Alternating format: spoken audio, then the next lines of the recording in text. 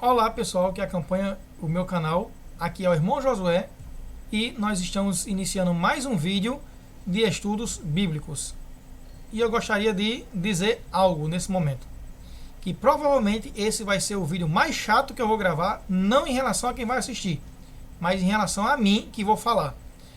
Porque, infelizmente, eu vou ter que tocar no assunto que as pessoas não gostam, e se o meu canal sofrer muitas críticas, eu diria que esse vídeo vai ser o vídeo mais criticado de todos. Se eu fizer 500 uploads de 500 vídeos, provavelmente esse vai ser o vídeo mais criticado do meu canal. Eu vou tocar num assunto extremamente chato, mas que é necessário, porque eu não vou deixar de dizer o que Deus está mandando dizer para você. Irmão Josué, tem certeza que Deus está mandando dizer? Tenho. Essa mensagem de hoje, essa aula de hoje, vai ser dita a você para que a sua mente se abra. E por que vai ser chato para mim e eu vou ser criticado? Porque eu vou falar a verdade baseando-se nas palavras de Jesus.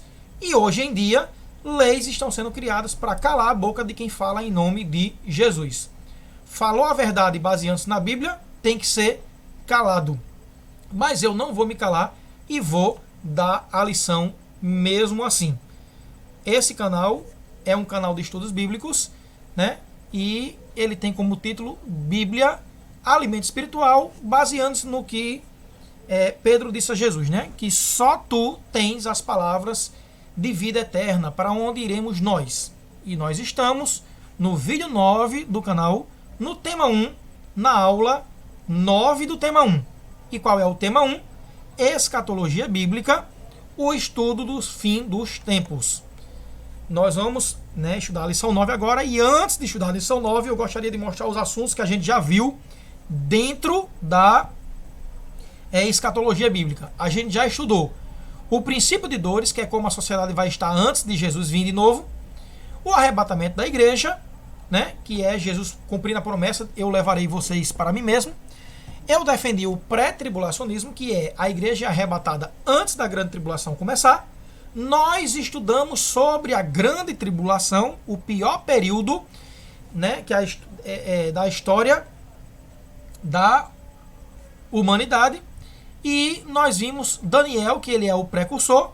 Daniel, ele falou sobre o Apocalipse, sobre os últimos dias antes mesmo de Jesus nascer, quer dizer, 650 anos antes de Jesus vir à Terra a primeira vez, e também 700 anos antes de João escrever o Apocalipse.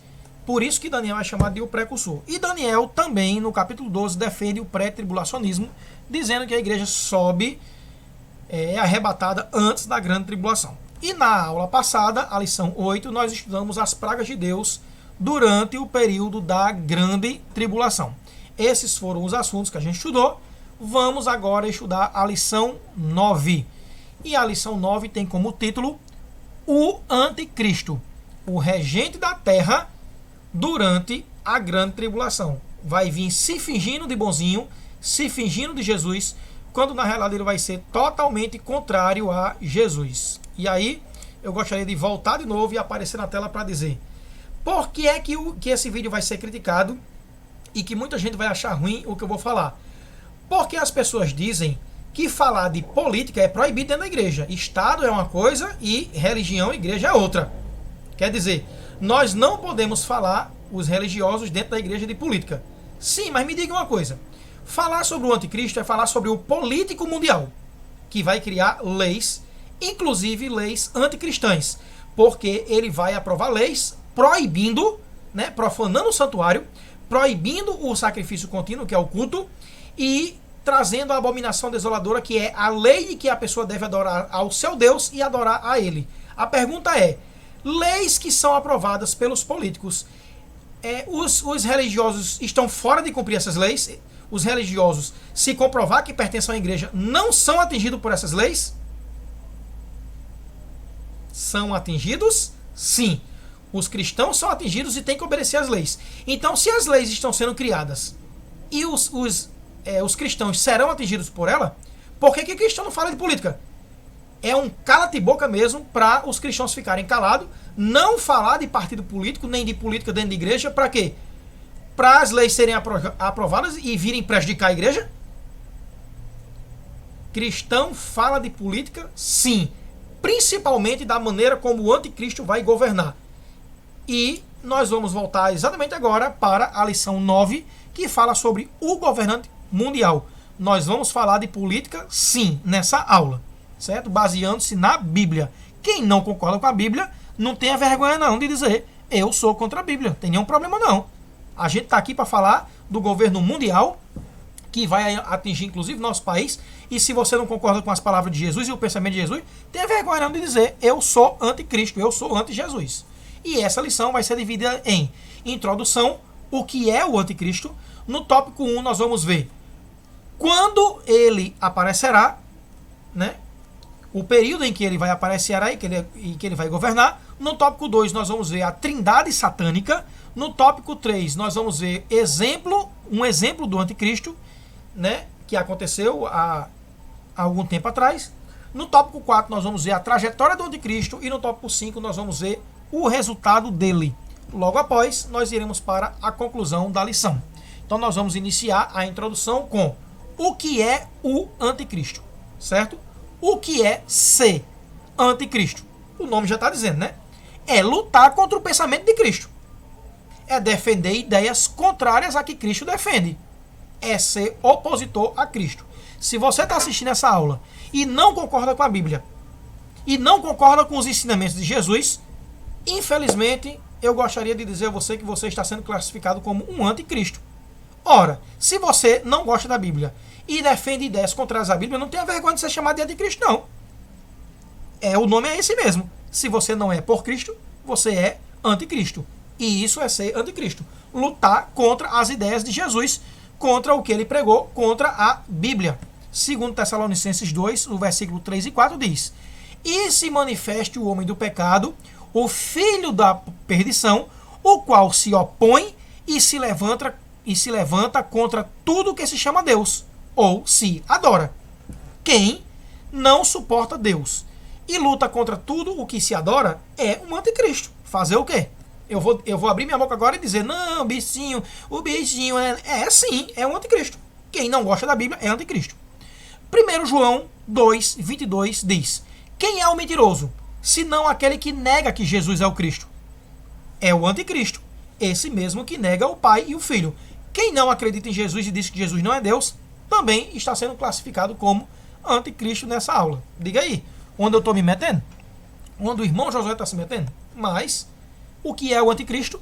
Lutar contra a Bíblia, dizer que a Bíblia é mentira e lutar contra a opinião de Jesus. Quem luta contra Jesus, fique à vontade para fazer isso. Tópico 1, quando aparecerá? Nós vamos agora ver quando é que esse termo anticristo e a atuação vai acontecer, sendo que existe muitos anticristos pequenos e existe o anticristo mesmo que vai reger a grande tribulação. Vamos ver agora os muitos anticristos, né? A parte da lição em que eu vou ser mais criticado. 1 João, capítulo 2, versículo 18 diz: Filhinhos, já é última hora. E como ouviste que vem o anticristo, que é o principal, também agora muitos se têm feito anticristos. Muitos estão imitando o anticristo que virá. Por onde conhecemos que é já a última hora. Os irmãos sabem que bandeira vermelha é essa? Irmãos, essa é a bandeira do comunismo. E eu gostaria de dizer aqui na minha aula que o comunismo é anticristão. Eu vou até aparecer na tela de novo aqui, para os irmãos terem certeza de quem está falando. O irmão Josué está dizendo que o comunismo é o regime político que é totalmente contra a Bíblia.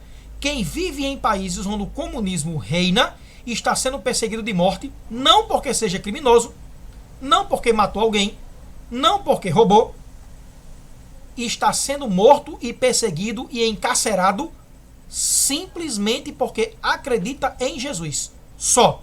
Esse é o motivo. Você acredita em Jesus? Então você vai ser preso e morto. Porque o comunismo não suporta as ideias de Jesus. Quem está assistindo esse vídeo agora e é a favor do comunismo, da bandeira vermelha, não tenha vergonha de dizer não. Eu sou contra Jesus e luto contra tudo o que ele prega. Porque o comunismo prega isso. E isso não é a opinião do irmão Josué, não. Abra qualquer site que fala sobre comunismo e você vai ver que o comunismo é contra a Bíblia. Se você não vai perder seu tempo fazendo essa pesquisa, eu fiz para você e vou mostrar agora. O comunismo é o tipo de governo que os partidos de esquerda no mundo todo defendem. Existem os partidos de direita, que são os conservadores e que defendem a Bíblia e o pensamento de Jesus. E existem os partidos de esquerda, né, e os políticos de esquerda que são contra a Bíblia. É Josué que está dizendo isso? Não. Faça uma pesquisa no Google lá. O que é que defende os partidos de direita e partido de esquerda? E eu estou falando isso aqui em relação ao Brasil? Não, eu estou falando isso aqui em relação ao mundo. Olha só o que é que defende os partidos de direita e de esquerda. Direita vai estar de azul aí, né? Primeiro que o fruto do seu trabalho é seu.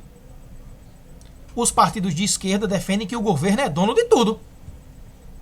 O que mais a direita defende? Que a vida é um direito. Já o que é que a esquerda defende? Que o aborto é um direito e que as mulheres devem ter direito a mandar no seu corpo. Essa é o que eles usam como jargão, né? Não, a mulher tem direito ao seu corpo, sendo que para a mulher ter direito ao corpo dela, ela precisa tirar o direito da criança. Se a mulher quer mandar no corpo dela, ela não tem o direito de assassinar a criança, porque aborto é assassinato, tirando o mesmo direito que ela quer de mandar no corpo dela, tirando o direito da criança. Quer dizer que a criança não pode mandar no corpo dela e decidir se ela quer morrer ou se ela quer viver, não. Uma outra pessoa tem essa decisão para poder mandar no corpo dela. A esquerda defende o aborto, quer dizer, morte. Enquanto que a direita defende que a vida é um direito. De acordo com a direita, as religiões devem ser respeitadas. Todas. A Umbanda, o cristianismo, o catolicismo, o espiritismo, o budismo, o islamismo, você deve respeitar. O que é que a esquerda diz? Que a religião é o ópio do povo. Você sabe o que é ópio? Ópio é uma das piores drogas que existe. Quer dizer que para a esquerda a religião é uma maconha do povo, que deixa o povo retardado mental. E a religião deve ser apagada da comunidade. Eu vou mostrar textos que falam sobre isso daqui a pouco. Quer dizer, desrespeito total para quem segue qualquer religião. A direita defende os valores familiares, defende a família. Já a esquerda quer redefinir os valores familiares, destruindo a família. A direita defende que a liberdade do cidadão está acima do Estado. Você tem a sua liberdade de escolher o que você quer. Já a esquerda diz que o Estado está acima da liberdade. Se o Estado disser é assim, você tem que cumprir. Ou é punido com demissão, por justa causa. Quer dizer, o que o governante disser, todo mundo tem que obedecer sem opção. Você não tem liberdade. A direita diz que a liberdade do cidadão está acima do Estado. E a última coisa que eu pesquisei é que a direita diz que a oposição faz parte da democracia. Quer dizer, quem é de direita diz que os partidos de esquerda fazem parte da democracia. Já quem é de esquerda diz que a oposição é o inimigo. Se você conversar com uma pessoa que é de direita, ela vai dizer, não, os partidos de esquerda fazem parte da democracia, nós temos que respeitar. Já quem é de esquerda não, diz que quem é de direita é o Satanás. Quer dizer, desrespeito total para quem é de direita. Isso não é minha opinião. Abra qualquer site e você vai ver que a esquerda é anticristã. E eu vou dizer agora outra coisa. Quem é cristão não deve estar dando voto de crédito para quem é de partido de esquerda. Por quê? Porque você vai estar colocando no poder anticristos. Vamos ver agora um exemplozinho, né, que é muito elogiado nas faculdades. Friedrich Nietzsche. O Anticristo em alemão, Der Antichrist, é um livro do alemão Friedrich Nietzsche, muito elogiado nas faculdades, escrito em 1888 e publicado em 1895. É considerado uma das mais ácidas críticas de Nietzsche ao cristianismo. Quer dizer, esse homem odiava a Bíblia e odiava os cristãos. E eu vou mostrar agora o pensamento desse homem. Ele criou uma lei contra o cristianismo, que não se tornou realidade porque isso é um livro dele.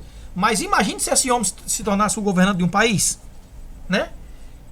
Guerra de morte contra o vício. E o vício é o cristianismo. Isso está dito no livro dele.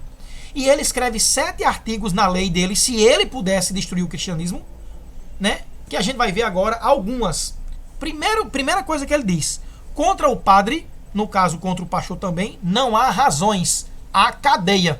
Quer dizer, não há argumentação para padres, há cadeia. Seremos mais ríspidos com protestantes do que com os católicos. Ora, se padre merece cadeia, imaginem o que um pastor merece.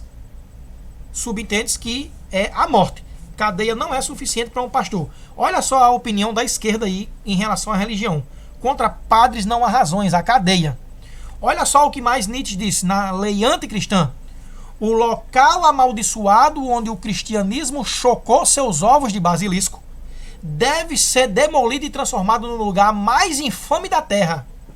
Constituirá motivo de pavor para a posteridade. Ele está falando aí de Israel. O local amaldiçoado, que é Israel, onde o cristianismo nasceu, deve ser demolido e destruído. Olha o pensamento do homem. E a esquerda defende isso e o comunismo defende isso. Comer na mesma mesa que um padre é proibido. Quem o fizer, deixaremos morrer de fome. Quem comer na mesa com um padre deve morrer de fome. A gente vai jogar ele em qualquer espécie de deserto. Tá aí o que vai acontecer na lei anticristã, na opinião de Nietzsche. A história sagrada, quer dizer, a história da Bíblia, será chamada pelo nome que merece, história maldita.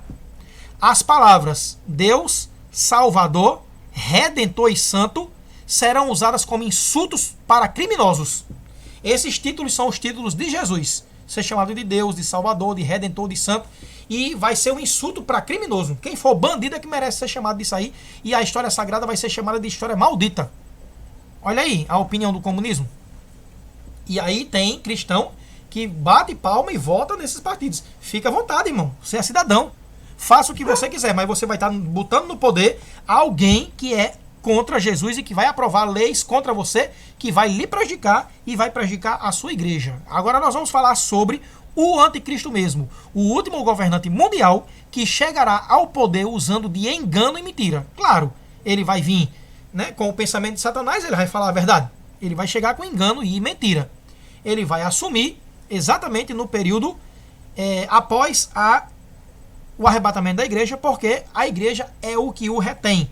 A verdade de Jesus é o que retém a mentira do anticristo. E isso vai acontecer logo após o arrebatamento da igreja. A gente tem aí, né, o princípio de dores e o arrebatamento da igreja logo após o anticristo assume, que seria exatamente o início da bolinha 3. A bolinha 1 é o princípio das dores, o 2 é o arrebatamento da igreja e o 3 é exatamente o início da grande tribulação, onde o anticristo assume. Lição 9, o tópico 1, vem a pergunta: podemos prever quem será o anticristo? Tem muita gente dizendo aí, é fulano, é fulano, é fulano.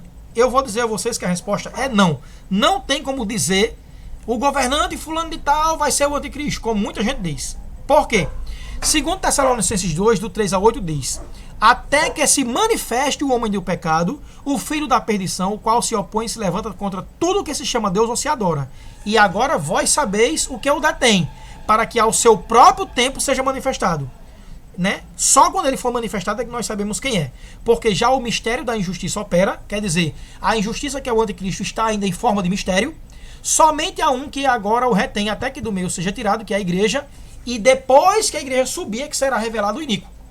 Então não tem como eu dizer o presidente do país tal, como muita gente está gravando vídeo aí, ele é... Não, você pode supor, mas não tem como afirmar. Por quê? Porque ele está escondido, é um mistério, e depois do arrebatamento da igreja é que ele será revelado. Certo? Daniel 11, 21, 23 deixa isso bem claro. O homem vil depois se levantará em seu lugar um homem vil, um homem maldito, ao qual não tinham dado a dignidade real. Quer dizer, ele não vai ser eleito, ele vai tomar o poder, mas ele virá caladamente, quer dizer, escondido, e tomará o reino com engano. Ele vai tomar o reino com mentira. Não vão votar nele e colocar ele no poder, ele vai tomar o poder. E com os braços de uma inundação serão varridos diante dele. Quem? Quem não concordar com ele, inclusive os 3 presidentes da aliança de 10 que ele vai tirar. Quem não concordar com ele vai derrubar. E serão quebrantados, como também o príncipe da aliança. Ele vai fazer um acordo com Israel e o presidente de Israel da época também vai ser afastado. E depois do concerto com ele, usará de engano e subirá e se tornará forte com pouca gente. Aí está deixando bem claro que provavelmente o anticristo vai vir baseando-se no comunismo. Ele vai ser contra a Bíblia, ele vai ser contra Jesus, ele vai proibir os cristãos de adorarem a Deus. E muita gente vai seguir esse homem, que vai ser totalmente contra Jesus. Daniel 7, o versículo 7 e 8 diz: depois disso, eu continuei olhando nas visões da noite, e eis aqui o quarto animal, terrível e espantoso e muito forte, o qual tinha dentes grandes de ferro. Ele devorava e fazia em pedaços, e pisava aos pés o que sobejava. Quer dizer, além dele comer e destruir, ele não deixava para ninguém. Era diferente de todos os animais que apareciam antes dele, e tinha 10 chifres, que é exatamente os 10 governantes que vão fazer a aliança. Então a gente tem aí a visão de Daniel, de uma estátua, mas também Daniel teve uma visão de 4 animais, né? E o último deles era um animal terrível que tinha 10 chifres. Exatamente 10 presidentes vão fazer uma coligação. Estando eu a considerar os chifres, eis que entre eles subiu outro chifre pequeno, exatamente o anticristo, que não vai ser votado, ele vai chegar e vai tomar o poder com engano. Ele vai tomar o poder. Diante do qual 3 dos primeiros chifres foram arrancados. Exatamente os 3 presidentes que não vão concordar com ele e que ele vai arrancar. E eis que nesse chifre, o pequeno, que derrubou 3 dos 10, havia olhos como de homem e uma boca que falava grandes coisas, quer dizer, grandes blasfêmias. Ele vai ser pequeno, tomar o poder, derrubar 3 presidentes dos 10 e vai ser blasfemador. E aí a gente tem uma imagem que mostra exatamente isso. O último animal vai ser exatamente o último governo mundial e vai ter 10 governantes, e desses 10 governantes, chamado de os 10 chifres do último governo, um pequenininho vai sair e vai ter uma grande boca blasfemadora, e ele vai derrubar 3 chifres, quer dizer, 3 presidentes. Daniel 7, 19 a 20 continua dizendo: então tive desejo de conhecer a verdade a respeito do quarto animal, que é o último governo mundial, né? Que era diferente de todos os outros, muito terrível, cujos dentes eram de ferro e as suas unhas de bronze, que devorava, fazia em pedaços e pesava aos pés o que sobrava. E também a respeito dos 10 chifres que tinha na cabeça, e do outro que subiu, e diante do qual caíram 3, isso é, daquele que tinha olhos e uma boca que falava grandes coisas, e cujo parecer era mais robusto do que o dos seus companheiros. Daniel 7, 21 e 22 diz: eu olhava, e eis que esse chifre pequenininho fazia guerra contra os santos, e prevaleceu contra eles. O anticristo vai ganhar. Até que veio o ancião de dias e fez justiça aos santos do Altíssimo, e chegou o tempo em que os santos possuíram o reino. Exatamente essa justiça aí vai ser a segunda vinda de Cristo para derrotar o anticristo. Daniel 7, 24 e 25 mostra: e quanto aos 10 chifres, daquele mesmo reino se levantarão 10 reis, e depois dele se levantará outro, o qual será diferente dos primeiros, e abaterá a 3 reis, e proferirá palavras contra o Altíssimo, e destruirá os santos do Altíssimo, e cuidará em mudar os tempos e a lei. E eles, os santos, serão entregues na sua mão por um tempo e tempos e metade de um tempo, 42 meses, que é exatamente 3 anos e meio. Esse é o anticristo final que vai assumir. Como eu disse, né? Essa coligação de 10 países poderá ser uma aliança como a União Europeia, onde o anticristo vai ser um governante que vai chegar caladamente, vai tomar o poder com mentira e com engano, e vai derrubar 3 presidentes que não concordarem com ele. E isso na prática mundial, né? E ele vai fazer um acordo com Israel. Infelizmente, Israel vai acreditar. O próprio Jesus disse: Israel está e sempre esperou um Messias forte e guerreiro, que os libertaria da tirania das nações, que era no caso de Roma. E Jesus nunca se encaixou no padrão da imaginação deles. Sobre isso, Jesus disse, né?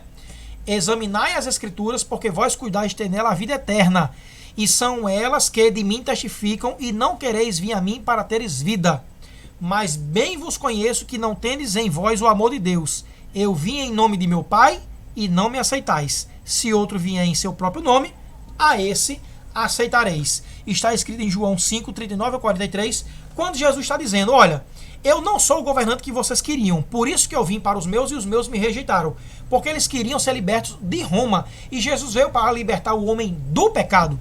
Israel não reconheceu essas características do Messias, e quando o anticristo vier, ele vai fazer um acordo com Israel e vai provavelmente tomar a Palestina, vai derrubar aquela mesquita, né, dos muçulmanos, e vai dizer: Israel, você está livre. Aí Israel vai bater palma, né, porque eles querem construir o terceiro templo, mas não pode, porque a mesquita dos muçulmanos está lá, né? O Islã está tomando conta do lugar onde foi o Templo de Salomão, e o Israel sonha em construir ali o terceiro templo, que será construído.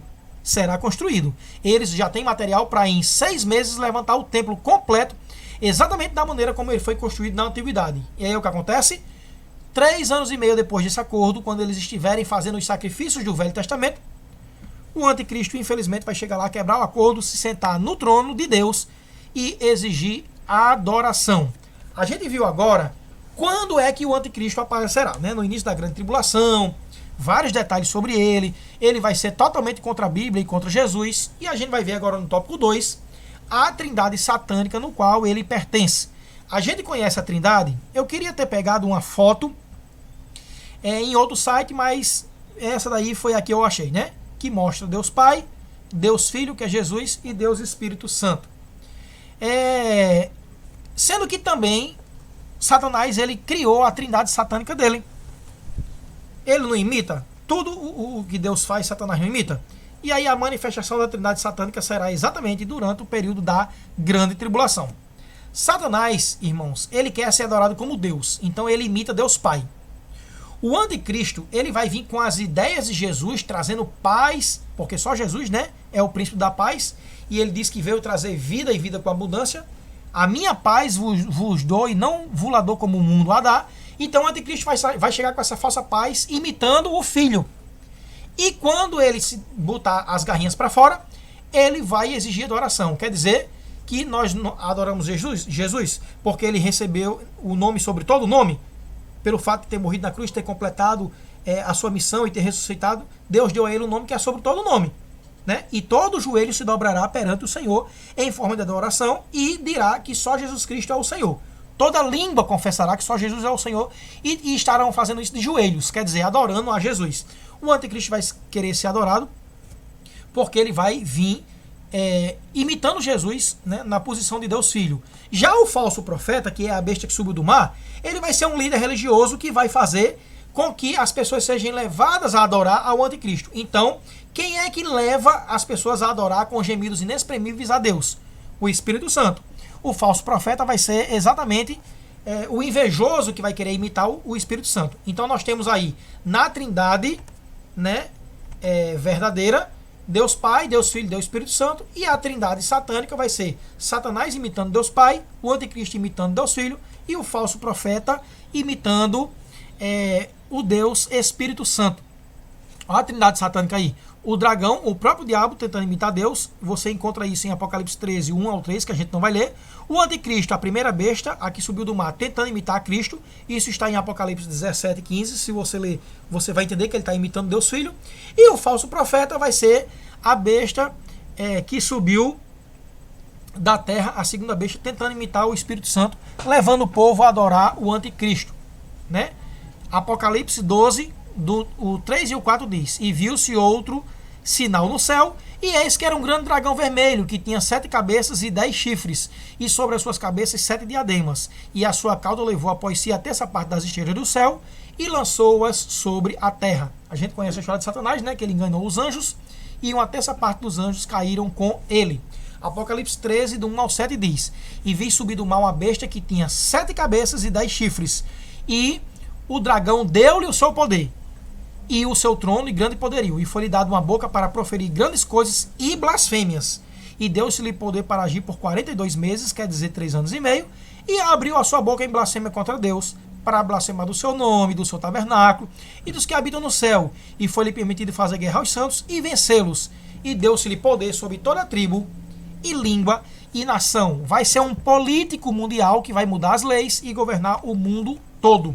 Apocalipse 13, do 11 ao 14 diz: e vi subir da terra outra besta, e tinha 2 chifres semelhantes a um cordeiro, e falava como dragão, quer dizer, mentiroso, e exerce todo o poder da primeira besta na sua presença, e faz que a terra e os que nela habitam adorem a primeira besta, sem opção, viu? Ele vai obrigar. E faz grandes sinais, de maneira que até fogo faz descer do céu a terra à vista dos homens, e engana os que habitam na terra com sinais que ele foi permitido que fizesse na presença da besta, dizendo aos que habitam na terra que fizessem uma imagem à besta, que recebera a ferida da espada e vivia. Então nós temos aí, falando deles dois, né?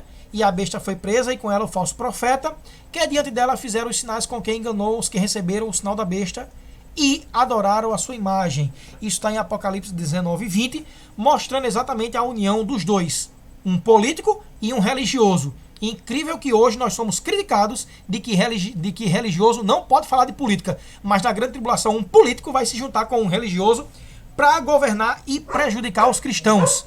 Quer dizer, cristão não pode falar de política, mas nessa situação da trindade satânica pode haver união entre religião e Estado. Muito engraçado, não é isso? A trindade satânica imitando a trindade divina. Agora no tópico 3 nós vamos ver um exemplo de anticristo que aconteceu há 2000 anos atrás e chamado de Antíoco Epifânio. O caráter perverso desse homem. Epifânio construiu um altar a Zeus, deus grego, sobre o altar dos holocaustos no templo. Quer dizer, Antíoco Epifânio era cruel. Esse homem, ele imitou o anticristo final.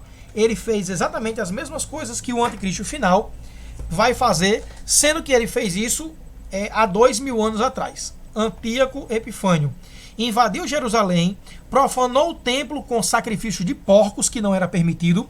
Por volta de 170 a.C., Antíoco IV Epifânio centrou a sua atenção na Judéia, assaltou Jerusalém, saqueou o templo, ordenando uma terrível carnificina em Jerusalém.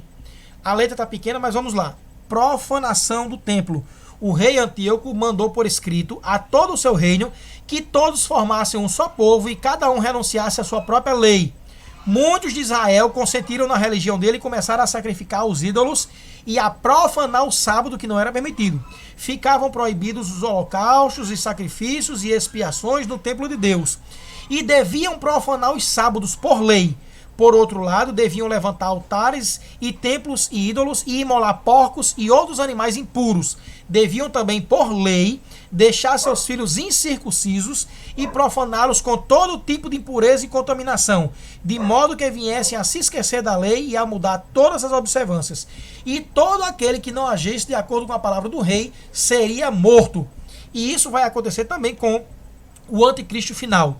Mais informações desse homem, Antíoco Epifânio. Foi nesses termos que o rei Antíoco escreveu a todo o seu reino, nomeou inspetores para todo o povo e ordenou às cidades de Judá que uma após outra oferecesse sacrifícios malditos. Os livros da lei que fossem descobertos, eles os rasgavam e lançavam ao fogo. Isso vai acontecer com a Bíblia também, vai ser proibido ler a Bíblia.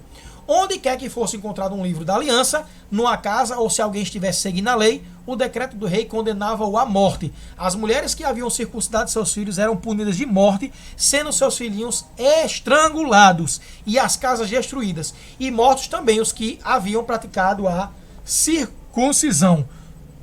Todo aquele que desobedecesse à lei anticristã era morto de forma cruel. E o anticristo vai fazer isso. E é exatamente por isso que o período vai se chamar a Grande Tribulação. Sendo que essa perseguição de Antíoco Epifânio, que protagonizou o anticristo final, foi só em Jerusalém. Já o anticristo do final dos tempos, ele vai fazer isso no mundo todo. Exigir adoração, proibir a adoração a outros deuses, e quem não obedecer vai ser morto. Quem tiver a Bíblia no celular ou coisa desse tipo vai ser morto. A gente já está vendo exemplo disso, né, nos países comunistas. Agora que a gente viu o exemplo de anticristo através de Antíoco Epifânio, nós vamos ver a trajetória do anticristo final.